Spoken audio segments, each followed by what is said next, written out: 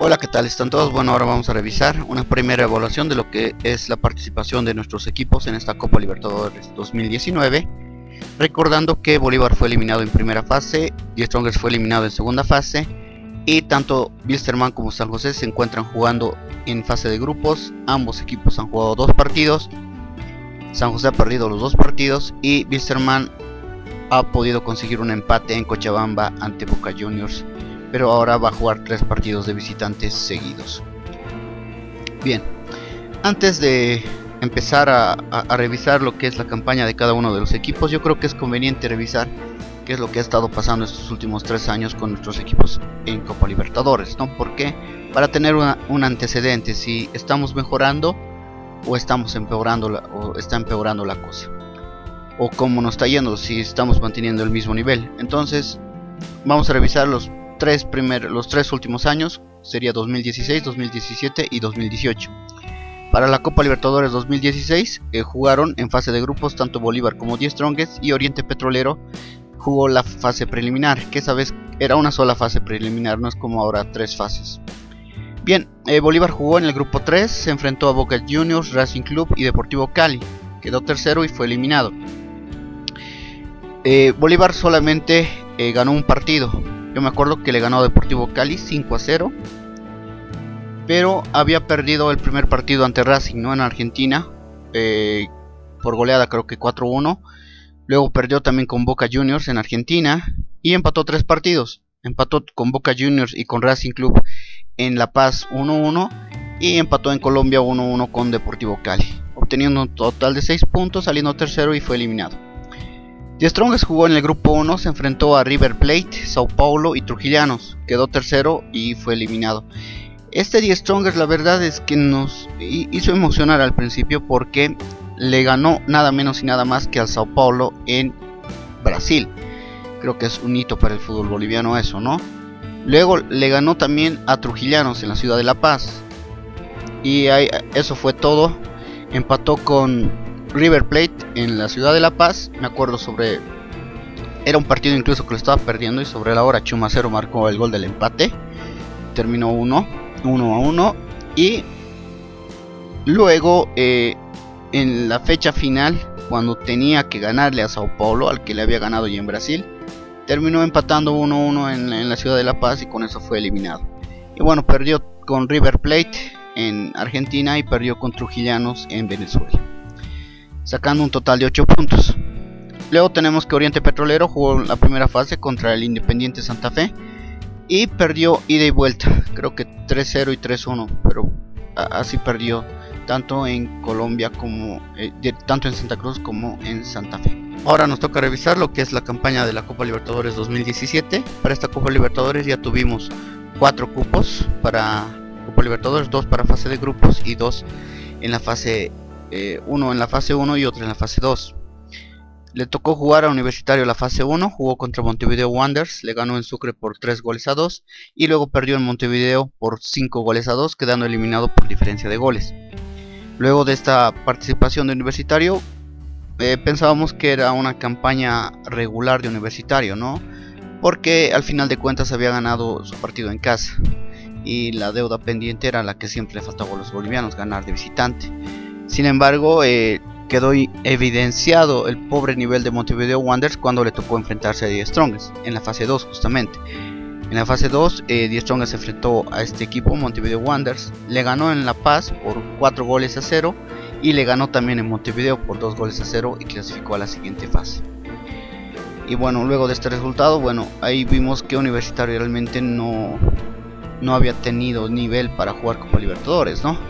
Luego jugó la fase 3, Die Strongest contra Unión Española de Chile, le empató en Chile 1-1 y en La Paz creo que lo goleó 5-0, si mal no recuerdo, algo así.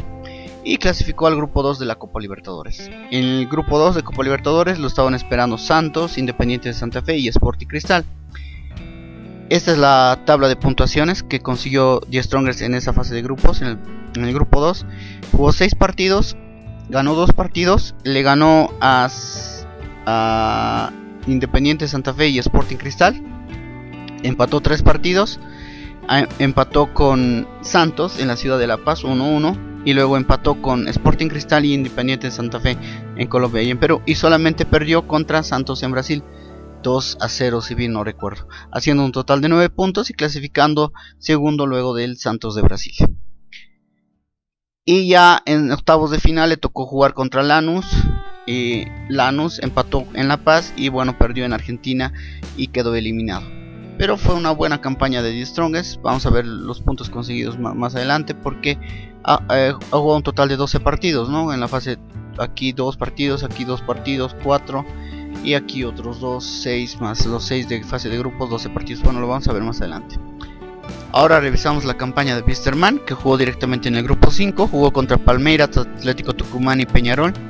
Y en esta Copa Libertadores, Wisterman ganó sus 3 partidos de local, es decir, le ganó a Peñarol por 6-2, luego le ganó a Atlético Tucumán por 2-1 y finalmente le ganó a Palmeiras por 3-2. Y bueno, luego perdió en Brasil, Argentina y Uruguay, pero con 9 puntos clasificó a octavos de final. Luego en octavos de final le tocó Atlético Mineiro, que era candidato al título de esa Copa Libertadores.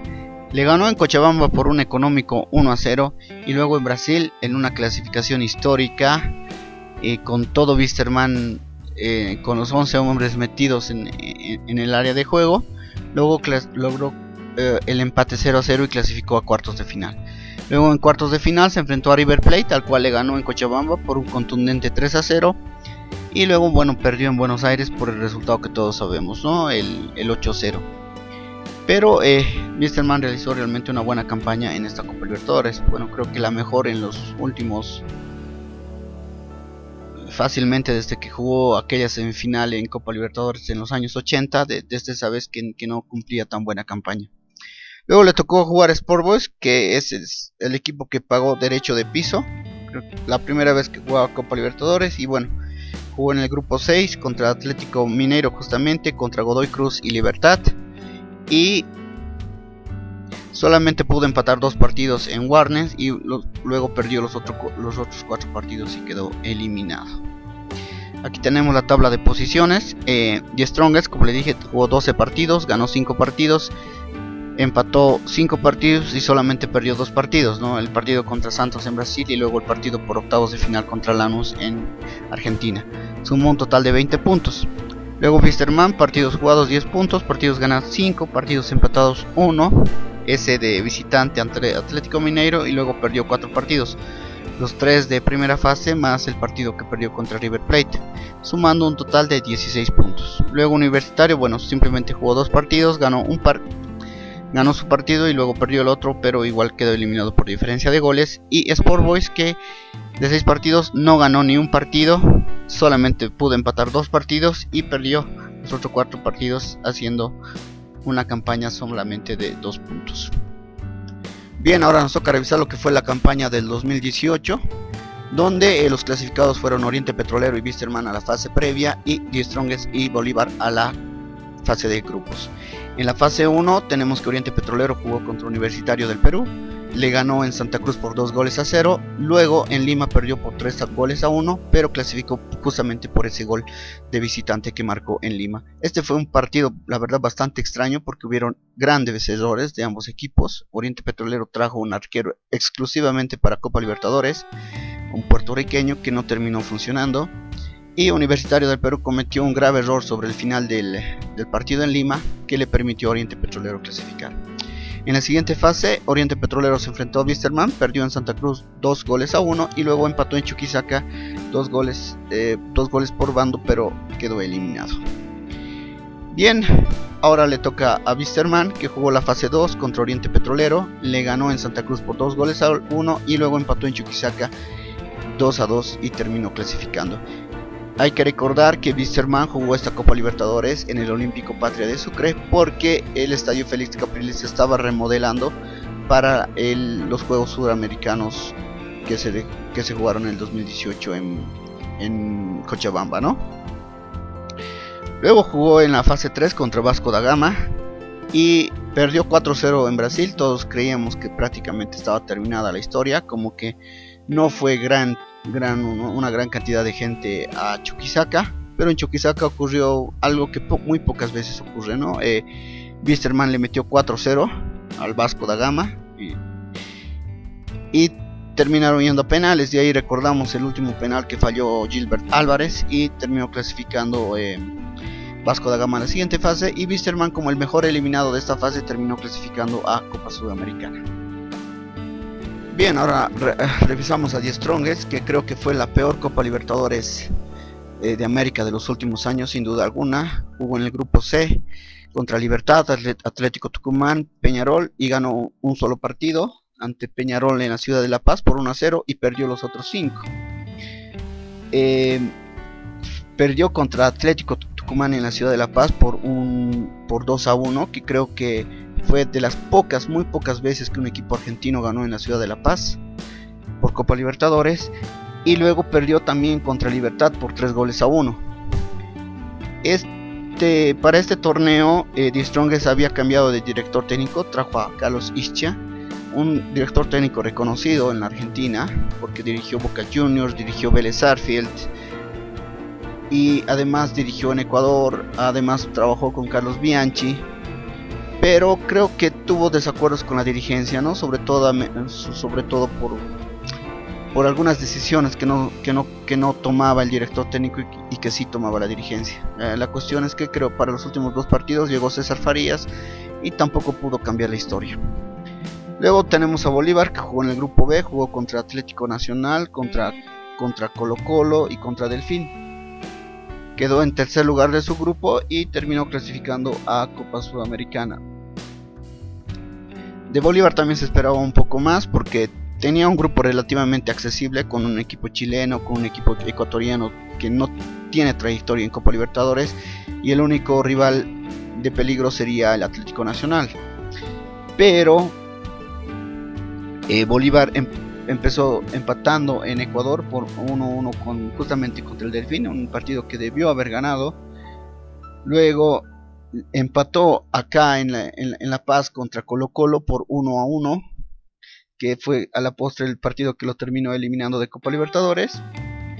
Le ganó a Atlético Nacional 1-0, luego perdió con Atlético Nacional por 4-1, y luego perdió en Chile contra Colo Colo, y en el último partido le ganó a Delfín por 2-1, quedando así en tercer lugar, y quedó eliminado por diferencia de goles, ya que Colo Colo clasificó por tener 0 diferencia de gol y Bolívar tenía menos 3 gol diferencia.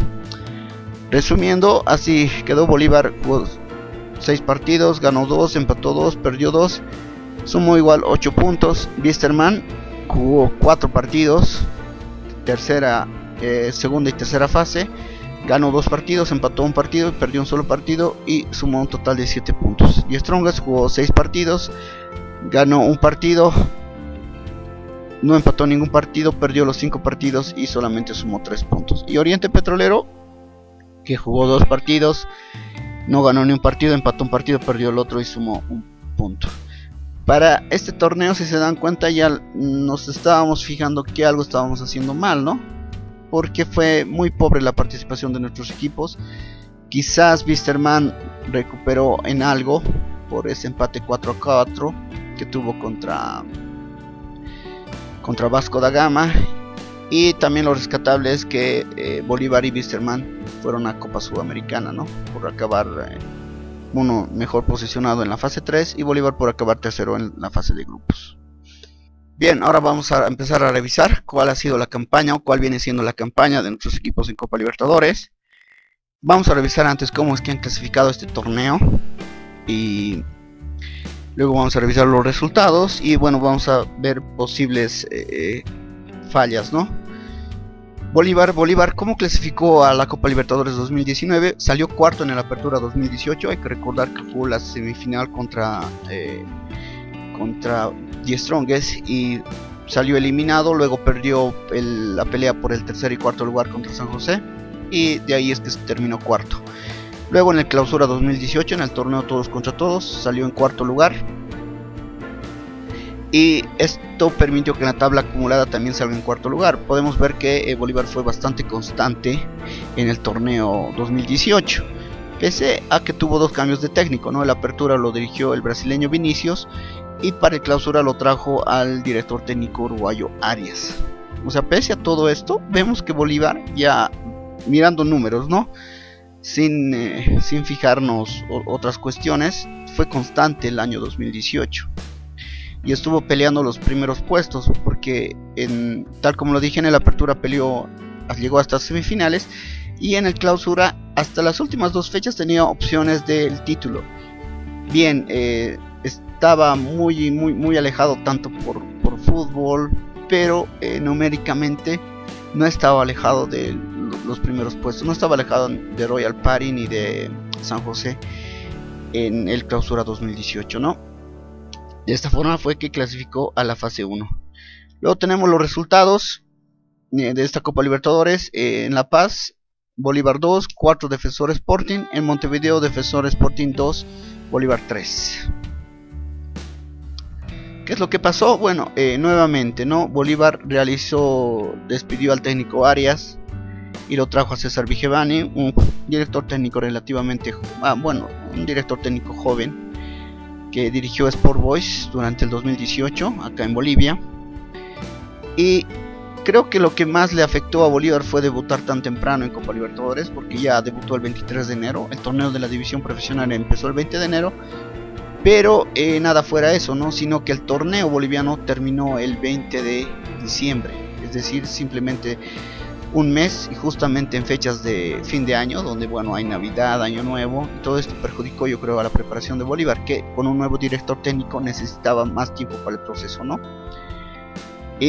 Los jugadores nuevos que utilizó para el partido contra Defensor Sporting, estoy hablando no de todos los refuerzos que llegaron, sino de los jugadores que utilizó precisamente en ese partido, ¿no? Porque mucho se dice cambió el equipo, pero la verdad es que no cambió demasiado.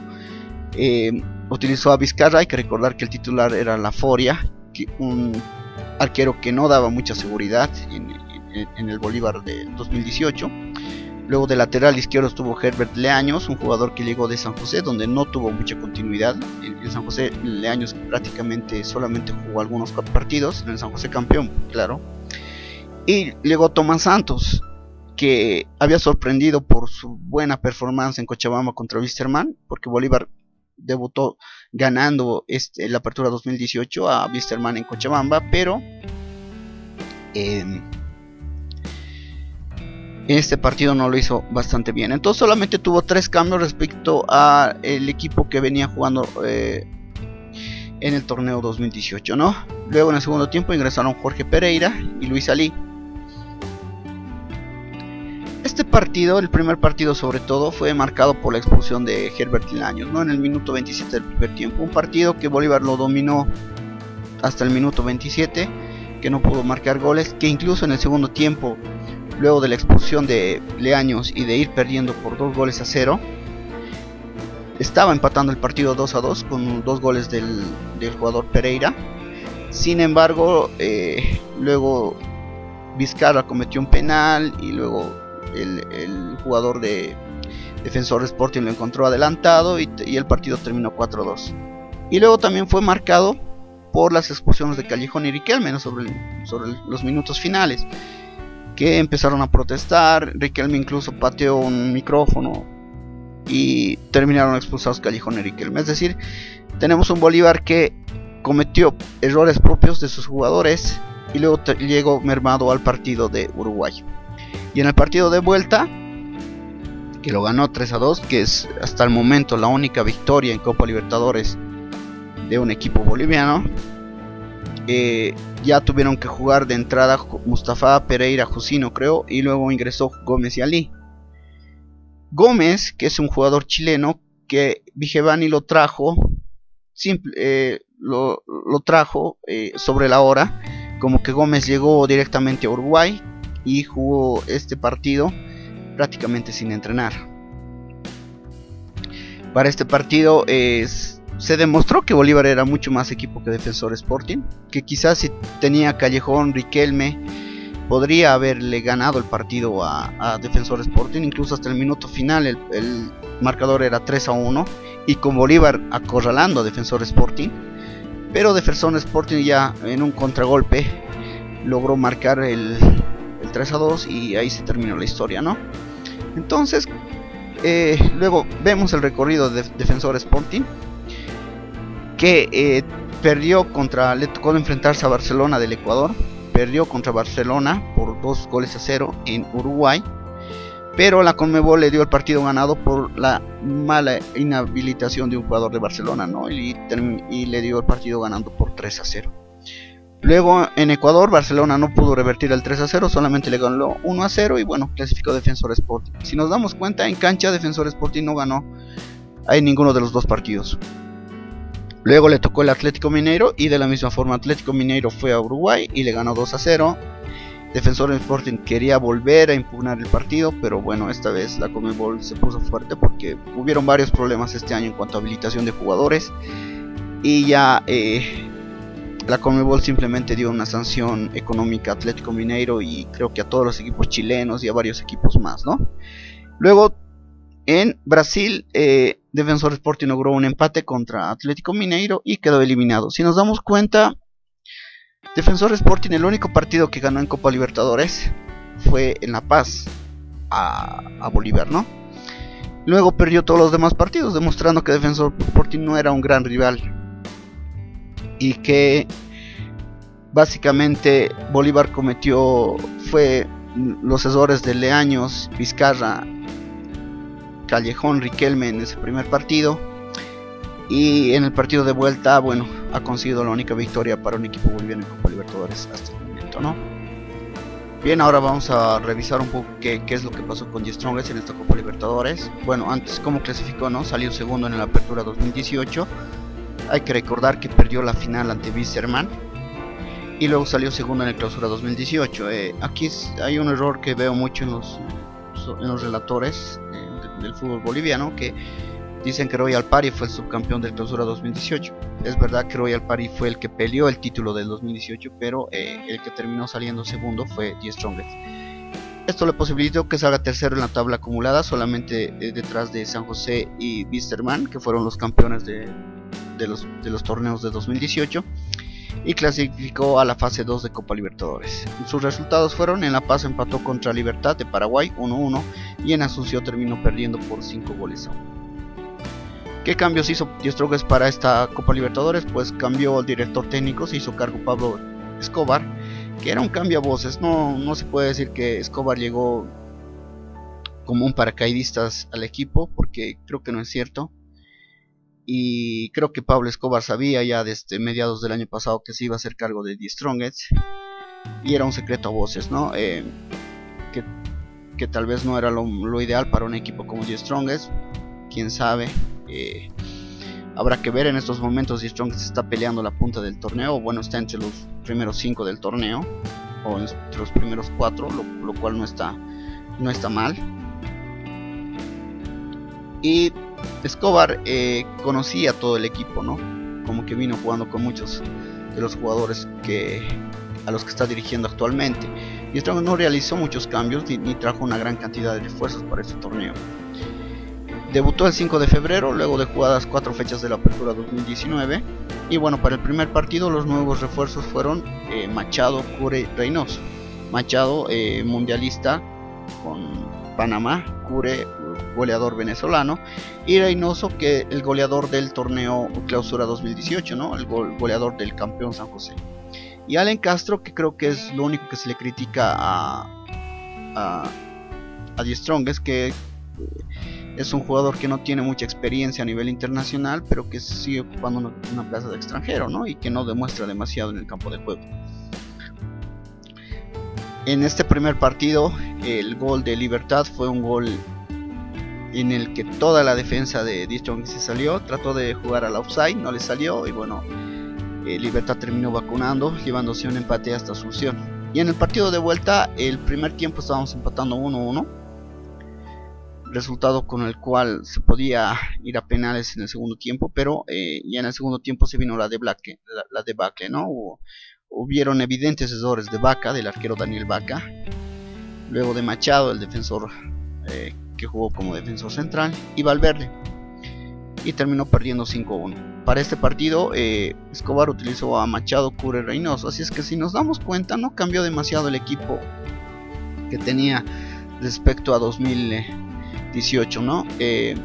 Sí se podría decir que un error que tiene Die Strongest y que lo arrastra desde que se fue Diego Bejarano es la falta de lateral derecho, que se ha notado mucho, sobre todo en esta fase, porque Escobar primero probó con Rodrigo Vargas, que es un delantero, que lo probó como lateral derecho.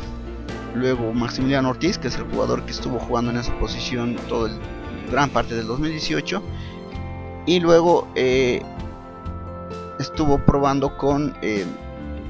ahora está jugando Machado en esa posición, ¿no? Yo creo que más que todo fueron los errores los errores de atención. Creo que Die Strongest pudo haberle ganado a Libertad. Libertad no demostró ser demasiado superior. El partido en Asunción, sobre todo el segundo tiempo, creo que fue un accidente del fútbol. Pero el resultado es ese, ¿no? Die Strongest terminó goleado y sin lograr una victoria en esta Copa Libertadores. ¿Y cómo le fue a Libertad? Pues la verdad es que Libertad terminó sorprendiendo porque eliminó a uno de los favoritos, a Atlético Nacional, un equipo fuerte de Colombia. Le ganó el 1-0 en Paraguay y luego perdió 1-0 en Colombia y le terminó ganando por penales. Y ahora Libertad está jugando en el grupo H de Copa Libertadores. Bien, ahora vamos a pasar a revisar qué es lo que está pasando con los dos equipos que siguen jugando Copa Libertadores, como son Vísterman y San José.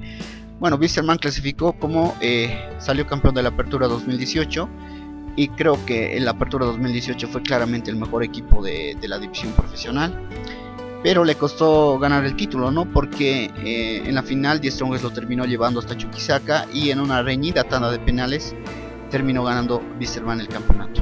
Luego jugó el Clausura 2018, ahí terminó quinto y lo que le permitió salir en el segundo en la tabla acumulada de posiciones, ¿no? Por haber salido campeón en la Apertura ya tuvo directamente clasificación a Copa Libertadores. Y bueno, el Clausura de 2018 no tenía ya mucha motivación, la única motivación era la gloria, ¿no? Conseguir un bicampeonato, porque la federación determinó que no haya premio económico. Y también la Conmebol ya prohibió que un equipo clasifique ambos torneos directamente desde ese torneo, ¿no? Este Clausura 2018 se marcó mucho por la mala relación que existió entre el director técnico Álvaro Peña y la dirigencia, y se sabía ya, creo que a mediados de este Clausura 2018, que Peña dejaría de ser director técnico, que Vísterman encararía un nuevo proceso a partir de enero 2019 para la Copa Libertadores, y creo que eso se debió haber acelerado, ¿no? Es decir, si se sabía que Peña no iba a continuar, terminar la relación con ese director técnico y empezar el nuevo proceso y empezar un proceso de pruebas, ¿no? Porque yo creo que el Clausura 2018 se podía haber utilizado de mejor forma en Vísterman, cosa que no se hizo, ¿no? Bien, participa en el grupo D, donde están Deportes Tolima, Boca Juniors y Atlético Paranaense. El primer resultado fue un 0-0 contra Boca Juniors y luego perdió contra Atlético Paranaense 4-0 en Brasil. ¿Qué cambios hizo? El cambio que hemos venido hablando, cambio de director técnico, se hizo cargo Miguel Ángel Portugal y debutó el 5 de marzo luego de 10 fechas de la Apertura 2019. A ver, vamos a hacer algunos números. El torneo en Bolivia empezó el 20 de enero, hasta el 31 de enero tenemos 11 días. Tenemos que febrero tiene 28 días, tenemos un total de 39 días, ¿no? Pero por las fechas de carnaval no se jugó un fin de semana. Y entonces tenemos que en un lapso de 38 más 5 serían 43 días. Y en 43 días tenemos que Vísterman jugó 10 fechas de la Apertura más el partido del 5 de marzo por Copa Libertadores. Tenemos 11 partidos en 43 días. Eso es un partido cada 4 días. A mí me parece que eso es mucho y es algo que afectó al equipo de Vísterman. Algo que se criticó mucho, sobre todo en las primeras fechas, por los resultados que iba consiguiendo Vísterman, fue la rotación de jugadores, ¿no? Miguel Ángel Portugal pretendía hacer jugar, por ejemplo, 2 partidos al arquero paraguayo y otros 2 partidos a Hugo Suárez. La cuestión es que la hinchada, y creo que algunos periodistas no entienden que o sea, hablan de procesos largos, pero no entienden cómo tiene que ser la estrategia para este tipo de cosas, ¿no? A mi parecer la rotación está bien y creo que Wisterman tenía equipo para, bueno, tiene equipo aún para hacer rotación, como que Miguel Portugal está haciendo algunos cambios que no se notan tanto como al principio, pero está haciendo algunos cambios y está consiguiendo algunos resultados, ¿no? Pero a mí me parece más que todo que le falta tiempo. Y eso, el tiempo que no tiene, porque la división profesional está siendo muy exigente en cuanto a resultados. Y tenemos que la selección boliviana también está jugando partidos, que la selección boliviana también está sumando algunos amistosos, diré microciclos. Creo que todo eso está perjudicando a todo lo que es el funcionamiento de equipos que están participando en copas internacionales. Bueno, Wisterman no cambió mucho la estructura, es un equipo que la verdad es que viene manteniendo la base desde hace 2 años, y para el partido contra Boca simplemente fueron los jugadores nuevos que ingresaron. Núñez, que es un delantero paraguayo que ya vino en los últimos meses, creo que ya llegó para noviembre o octubre del 2018 y que se venía adaptando, que fue también otra pelea con Álvaro Peña, ¿no? Porque este jugador no fue pedido por Peña y el jugador llegó directamente traído por la dirigencia. Y Moisés Villarroel, jugador que ya jugó en Bolívar, en Oriente Petrolero. Y aquí hay que tomar en cuenta que volvieron Centeno y Álvarez. Centeno de una sanción doping y Gilbert Álvarez de una frustrada participación en el fútbol árabe, ¿no? Para el partido contra Atlético Paranaense simplemente utilizó a 2 nuevos jugadores, Núñez y Moisés Villarroel. Es decir, seguían manteniendo la base del anterior torneo, y creo que Wisterman pudo mantener el equipo titular debidamente justamente a eso, ¿no? debido a la rotación de jugadores que hizo Miguel Ángel Portugal. Ahora vamos al caso de San José. ¿Cómo clasificó? Bueno, salió campeón del Clausura 2018. Ya en el Apertura 2018 demostró que era un buen equipo, pero bueno, terminó perdiendo en semifinales ante Wisterman, que era por mucho el mejor equipo de ese torneo. Y bueno, le terminó ganando el tercer lugar de ese torneo a Bolívar en la lucha por el tercer y cuarto lugar. Luego terminó primero en la tabla acumulada. Si revisamos, San José terminó a 10 puntos de Wisterman y fue el mejor equipo de todo el 2018 en Bolivia. Y estos son sus resultados. Participa en el grupo G con Flamengo, Peñarol y Liga Deportiva Universitaria de Quito, y perdió el primer partido con Flamengo 1-0 en la ciudad de Oruro, y luego perdió con Peñarol por 4-0 en Uruguay. Bien, ¿qué cambios hizo San José? Bueno, creo que el de San José empezó todo mal desde la salida de Eduardo Villegas, ¿no? Está bien que creo que cuando la selección boliviana te llama no puedes rechazar ese pedido, y bueno, Eduardo Villegas lo había dejado sentado también en el contrato que hizo con Wilson Martínez, ¿no? El presidente de San José dijo que si me llama la selección, el club no me tiene que decir nada, yo me voy con todo mi cuerpo técnico. Pero nadie esperaba que eso sea una semana antes de que empiece el torneo de primera división, ¿no? Cuando Eduardo Villegas ya había planificado todo, cuando él había dado el ok para los refuerzos. El club se terminó encontrando huérfano, en una situación creo que en la que ningún equipo se quiere encontrar a una semana de empezar el torneo de primera división y a 40 días de empezar la Copa Libertadores. Porque Eduardo Villegas no simplemente ayudaba en la parte técnica, no solamente ordenaba a los jugadores dentro de la cancha, sino que también ordenaba en lo dirigencial. Se empezaron a notar muchas otras falencias en San José que hasta ahora no se habían notado. Pero bueno, el primer partido de división profesional lo dirigió lo que fue el ayudante de Eduardo Villegas, Gemio, y ya para el segundo partido llegó Néstor Clausen. Néstor Clausen, que llegó con otra idea, a pesar de que había seguido al equipo por televisión. Llegó al equipo, quiso implementar una línea de 3 y perdió el primer partido contra Blooming en Santa Cruz por 5-1. Ahí se empezaron a prender las alarmas. Por otra parte, Néstor Clausen era bastante resistido por la hinchada de San José, ¿no? Que la verdad es que ya Néstor Clausen es la tercera vez que llegó a San José. En una primera no le fue nada bien, pero en una segunda le había ido bastante bien, pero él prefirió irse a Oriente Petrolero y eso terminó disgustando a la hinchada, ¿no? Bueno, hubieron bastantes roces con Néstor Clausen. Así todo, Clausen llegó hasta el primer partido de Copa Libertadores, que se realizó el 5 de marzo, que nuevamente tuvo 10 partidos en todo ese trámite. Pero Néstor Clausen, al ser un DT nuevo, primero quiso implementar su estilo, vio que no le resultaba, luego intentó repetir lo que estaba haciendo Eduardo Villegas, pero se le empezaron a bajar soldados, ¿no? Se lesionó Sanguinetti, se lesionó Bando, y se llegó con un equipo totalmente mermado a lo que fue el primer partido contra Flamengo. Mermado respecto al equipo campeón, ¿no? Vimos hace un momento que tanto Bolívar como Die Strongers como Wisterman no realizaron muchos cambios para su primer partido de Copa Libertadores. Si bien en estos momentos tanto Bolívar como Die Strongers como Wisterman, en Bolívar, por ejemplo, Ervin Saavedra ya es nuevamente titular, Juan Miguel Callejón es la figura del equipo, Pereira Díaz se confirma como el goleador. En Die Strongers la gran figura en estos momentos es Ramiro Vaca, un jugador que no fue considerado para jugar ninguno de sus partidos de Copa Libertadores. Y bueno, Wisterman sigue manteniendo la misma estructura, ¿no? San José ha tenido bastantes cambios, ha tenido bastantes alineaciones, y luego del primer partido contra Flamengo, que perdió en Oruro, nuevamente cambió de DT, asumió en forma interina por 3 partidos William Ramallo, y en estos momentos el director técnico es el chileno Miguel Ponce. Entonces estamos hablando de un equipo que ha tenido 4 directores técnicos en 13 fechas de la apertura, 2 fechas de Copa Libertadores. Obviamente no le puede ir bien, o no le puede estar yendo bien, ¿no? Para el partido contra Flamengo, los nuevos que fueron Lampe, Rodríguez, Toco, Hernández, Fernández, Alessandrini y Gutiérrez.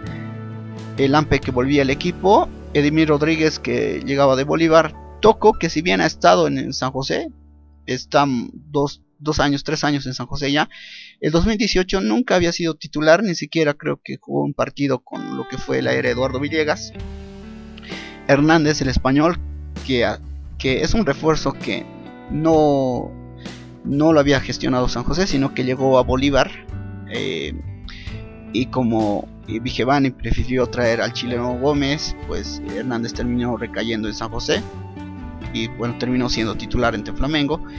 Kevin Fernández, que es un jugador que había sido muy poco utilizado por Eduardo Villegas en el equipo campeón. Alessandrini, que llega de Perú sin mucha continuidad de fútbol, y Gem Gutiérrez, que llega luego de que fue figura en Sport Boys el 2015. Ha tenido bastante irregularidad tanto en Distrons como Oriente Petrolero, ¿no? Entonces estamos hablando de jugadores que solo Lampe se podría considerar refuerzos, los demás son suplentes. En el caso de Toco Fernández, Hernández, está fea la palabra, pero sí es un desecho de Bolívar. Y bueno, los otros jugadores que no eran bastante titulares en sus equipos. Para el partido de Compañero, los nuevos fueron, bueno, nuevamente, ¿no? Lampe, Eguino, que se viene recuperando de una lesión y aún le falta ritmo futbolístico, Rodríguez, Hernández, el español, Edivaldo, Fernández y Alessandrini. Edivaldo, que también luego de haber salido campeón con Wisterman y haber tenido una buena participación con Sport Boys, no ha vuelto a ser el jugador que asombró a todos cuando apareció en la selección boliviana, ¿no? San José cometió todos los errores posibles. Permitió que su director técnico titular se vaya. La dirigencia empezó a traer jugadores, no sabemos si con la quiescencia de Néstor Clausen o sin la quiescencia del nuevo director técnico. El nuevo director técnico nunca tuvo tiempo para implementar su idea, tampoco tenía el apoyo de la hinchada. Intentó colocar una idea, no le fue bien, intentó regresar a la anterior idea, pero ya se le fueron cayendo sus soldados, es decir, se lesionaron jugadores claves como Sanguinetti, como Bando, como Barrera. Y a eso se le tiene que sumar que se le fue toda la columna vertebral, ¿no? Se le fueron el arquero, Carlos Franco, se le fue Mario Cuellar, el otro defensa central, se le fue Víctor Hugo Melgar, el volante central, figura del equipo, y el goleador del torneo, Jerry Reynoso. Es decir, aparte de que se le fue la columna vertebral, se le lesionó los otros jugadores clave. Y habrá que ver qué es lo que pasa con este equipo, ¿no? Habrá que ver si Miguel Ponce logra reconstituir el equipo, pero nuevamente tiempo no tiene y la hinchada en Oruro es bastante exigente.